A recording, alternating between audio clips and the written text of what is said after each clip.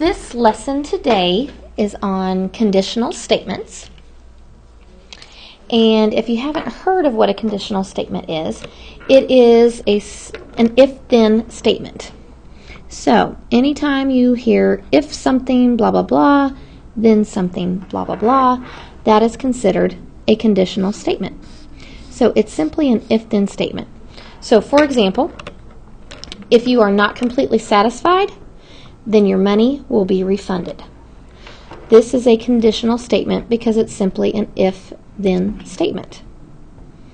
Okay, the hypothesis is the part following the if in an if-then statement. So whatever comes after the if until you get to the then, that is the hypothesis.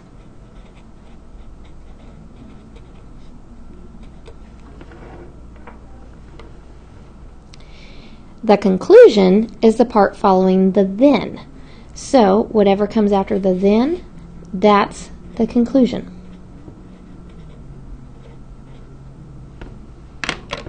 Okay, so once again, a conditional is simply an if-then statement. The hypothesis comes after the if, the conclusion comes after the then. Today's lesson is going to kind of seem like an English lesson because we're going to be doing quite a bit of writing, and so I apologize for that, but this is our logical thinking part of math. So in math, yes, there's a lot of computation, but there's also logical reasoning to help you with your problem-solving skills. And so this is more about our logical thinking, our reasoning skills, than it is so much about writing the sentences. Okay, the first set of examples tell us to identify the hypothesis and the conclusion. Okay, so number one says, if today is the first day of fall, then the month is September. So remember, the hypothesis, that's what follows the if. So I would write, today is the first day of fall.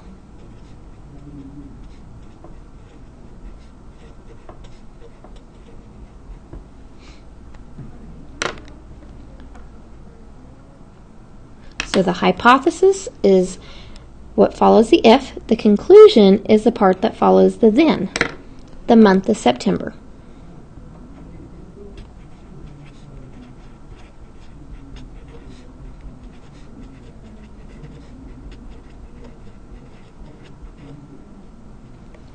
So once again, here we are in geometry, lots of vocabulary, hypothesis, conclusion. Hypothesis is after the if, conclusion is after the then, and the if-then statement itself is called the conditional. Okay, number two. If y minus 3 equals 5, then y equals 8. So what do you think the hypothesis would be? Y minus 3 equals 5. That's the part that follows the if. And so what's our conclusion? Y equals 8. That's the part that follows the then. Okay, I think you probably understand that. So now I'm going to come down here and I'm going to try to write these sentences as a conditional. So if I want to write the sentence as a conditional, that just means you want to make it an if-then statement. So number one says, a rectangle has 4 right angles. I want the sentence to basically say the same thing, but I need to put an if and a then in there, and it has to make sense. And it has to be good grammar. So a rectangle has 4 right angles. So I could say, if a figure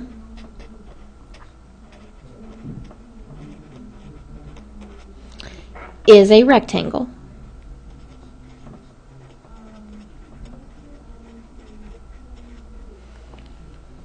so if a figure is a rectangle, then it has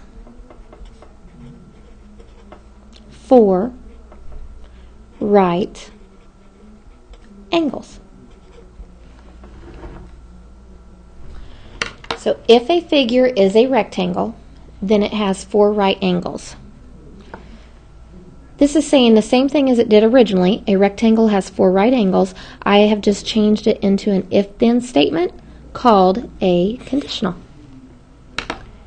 So number 2 says an obtuse triangle has exactly one obtuse angle. So I could say something like, if a triangle is obtuse, if a triangle is obtuse,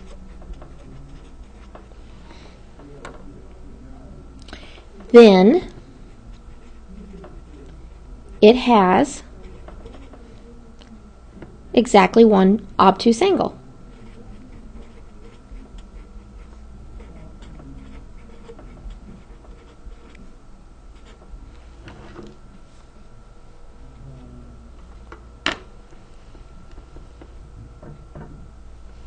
Okay, so that's a conditional. A conditional is an if-then statement. Remember the part that comes after the if, that's the hypothesis. And the part that comes after the then, that's the conclusion. So those are the words that we've learned so far on this front page. Let's go ahead and go to the second page. Okay, a conditional. It can have a truth value of either true or false. And if I want to show that a conditional is false, I need to find a counterexample. So we have talked about this word before. A counterexample is an example that shows the conclusion to be false. Okay, so let's look. These examples tell us to show that the following conditionals are false by finding a counterexample. 1 says, if it is February, then there are only 28 days in the month. What do you think about that? If it is February, then there are only 28 days in the month. Do you think that's true or false? This is false. And why? It could be a leap year.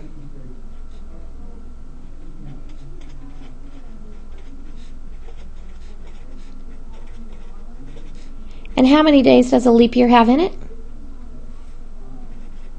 29 days.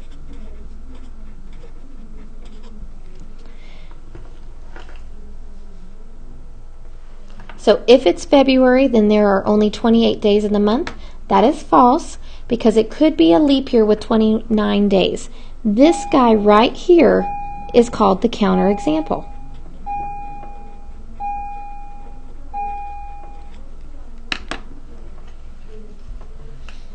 So a counterexample is an example that shows a conclusion to be false. Okay, I'm going to go to number 3. Number 3 says, if you live in a country that borders the United States, then you live in Canada. What do you think? If you live in a country that borders the United States, then you live in Canada. False. You could live in Mexico. So I'm just going to go ahead and write Mexico. And Mexico here is my counterexample. It's my example that shows my conclusion to be false. Okay, number 4 says, if an angle is obtuse, then it has a measure of 100 degrees. If an angle is obtuse, then it has a measure of 100 degrees. False. To be an obtuse angle, it just needs to be bigger than 90 degrees, but less than 180, so maybe it's 120 degrees. And that 120 degrees is my counterexample. That's my example that shows the conclusion to be false. Number 2, I think I want to talk to you about that one in class because a lot of times students don't catch that one. Okay, we have another vocabulary word. Converse. The converse, it switches the hypothesis and the conclusion of your conditional statement. So in these examples, I want to write the converse. I want to determine the truth values of our original conditional and the converse. And if something's false, I'm going to give a counterexample. So first, let's just read this first statement and decide if it's true or false. If 2 lines intersect to form right angles, then they are perpendicular. So if 2 lines intersect to form 90-degree angles, right angles, then they're perpendicular. And that is true. So perpendicular means that lines intersect and 90-degree angles are formed. So if we have lines that are intersecting and 90-degree angles are formed, then yes, that means those lines are perpendicular. So that is true. Okay, so what a converse does is it flip-flops the sentence. It switches the hypothesis and the conclusion. So the then will become the if part, and the if will become the then part. So it's just going to flip-flop the sentence. So if, and instead of they, I'm going to say the lines. If the lines are perpendicular, then they intersect to form right angles. So if the lines are perpendicular, and I am going to use this symbol right here to indicate perpendicular, the upside down T. If the lines are perpendicular, then they intersect to form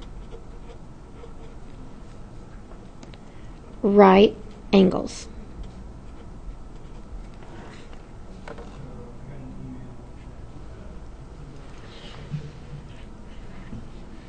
Okay, so the converse, it flip-flops the sentence. The if becomes the then becomes the if. So it switches the hypothesis and conclusion around. Okay, now I want to determine if the converse is true or not. If the lines are perpendicular, then they intersect to form right angles. That is true. That is what perpendicular means. So if the lines are perpendicular, so if I have perpendicular lines, then yep, that means they intersect and they form 90-degree angles. That is true because that is what perpendicular actually means. You have lines that intersect and they form 90-degree angles when they do it. Okay, let's try this one. Let's see if this is true or false. So this is our original conditional. If x equals 9, then x plus 3 equals 12. Do you think that's true? If x equals 9, then x plus 3 equals 12. If I put 9 right there in that x, does 9 plus 3 equal 12? Yep, so that is true. Okay, so what the converse does is it switches the converse or the conditional around. It flip-flops it. So this is going to be the if part. So if x plus 3 equals 12,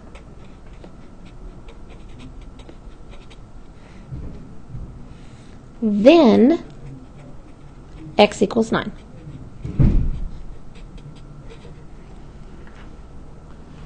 So the converse just flip-flops the sentence. Flip-flop.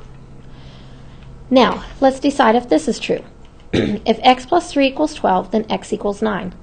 Well, if you solve this equation for x, you would subtract 3 from both sides, and yeah, that would give you x equals 9. So that is true. Okay, I think we'll talk about this next one, which you don't actually even see my problem here. I think we'll talk about that when I see you in class. Okay, let's go to the next page.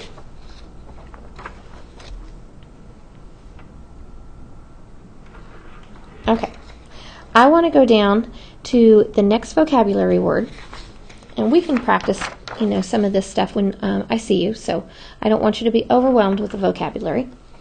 So inverse, this negates the hypothesis and the conclusion of the conditional statement. So let me show you. Here's a conditional. If it snows tomorrow, then we will go skiing. What the inverse is going to do is it's going to negate both our hypothesis and conclusion. So instead of if it snows tomorrow, it will be if it does not snow tomorrow. And then instead of then we will go skiing, it will be then we will not go skiing.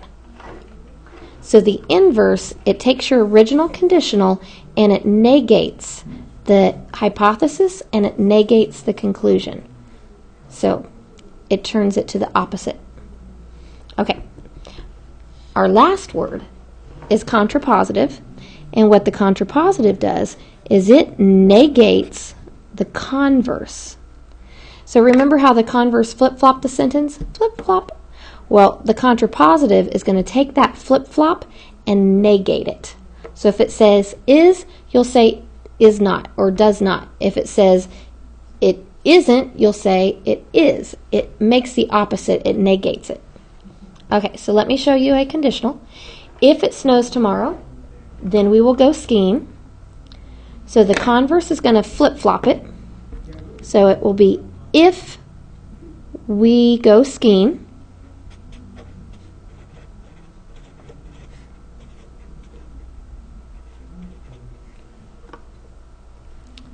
then it will snow tomorrow.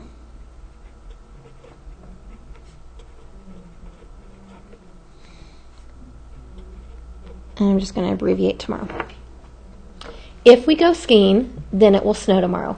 And I have to change the way it is worded just a little bit so it makes sense. Okay, so the converse flip-flops the sentence. Okay, and then the contrapositive is going to negate the converse. It's going to make this negative. So instead of if we go, it will be if we don't go skiing.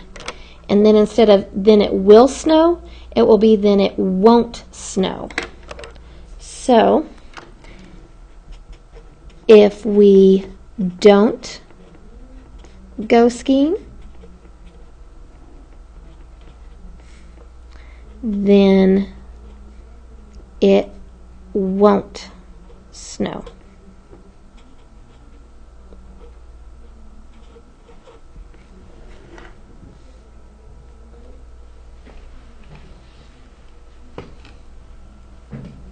Okay. So I imagine at this point you're like, what? Too many words. I can't keep it all straight. So I am just going to come down to where we do all three things that we've just talked about. And then we're going to look at the truth value of these. So let's go to this number 1 down here. So I'm going to write the inverse, the converse, the contrapositive, and I'm going to decide if they're true or not. Remember the original statement, that's your conditional. So let's look at the original statement and decide if it's true or not. If you live in Miami, then you live in Florida. If you live in Miami, then you live in Florida. This is true unless there happens to be a Miami some other state, like a Miami, Kansas, which I know there's not.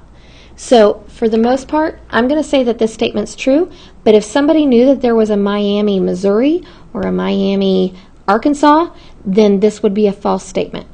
But because I don't know of any other Miami, as far as I'm concerned, I think this is a true statement. If you live in Miami, then you live in Florida. Okay, so what the inverse does is the inverse negates the original statement. It negates the conditional. So instead of if you live, it's if you don't live.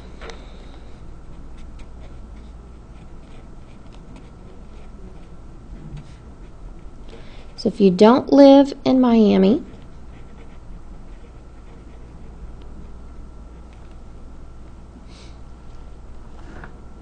and then instead of it saying then you live, it will say then you don't live.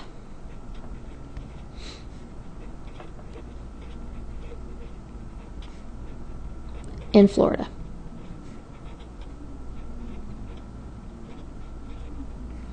So if you don't live in Miami, then you don't live in Florida. So let's think about that and decide if that's true or not. If you don't live in Miami, then you don't live in Florida. If you don't live in Miami, then you don't live in Florida. False. You could live in Fort Lauderdale. And I'm not going to write that whole sentence out.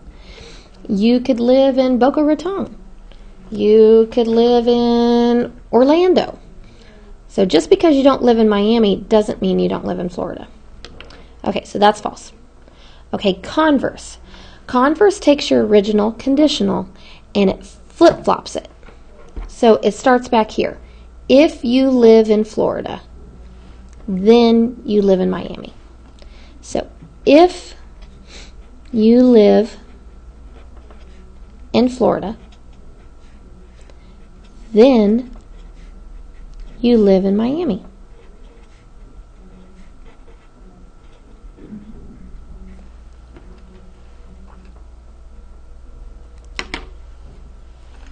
If you live in Florida, then you live in Miami. What do you think? True or false? If you live in Florida, then you live in Miami. False. You could live in Fort Lauderdale again, or any of those other places I mentioned just a moment ago. So Fort Lauderdale is my counterexample. Okay. And then the contrapositive. The contrapositive, it takes this converse and it negates it. So instead of if you live, it's if you don't live. So if you don't live in Florida, so if you don't live in Florida, and then instead of then you live, it's going to be then you don't live. Then you don't live in Miami.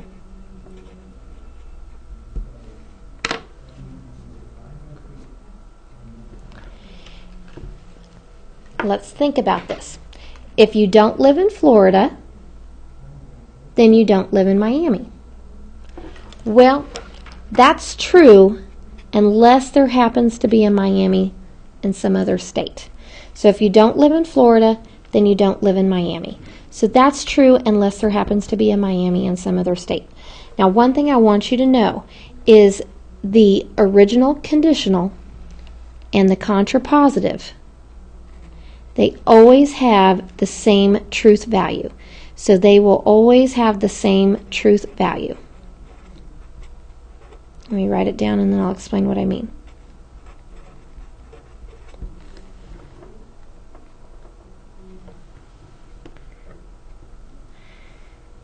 The conditional, the original statement, and the contrapositive will always have the same truth value. If the original statement, the conditional, is true, the contrapositive will be true. If this is false, this would be false. So the original statement, the conditional, and the contrapositive always have the same truth value. They're always going to be the same. True, true, or false, false. Okay, so we could practice more of these, but I am going to save it until I see you, because I know this video has to probably be getting long. But those are your words, those are some examples, and hopefully it kind of makes sense. And smiley face. Thank you.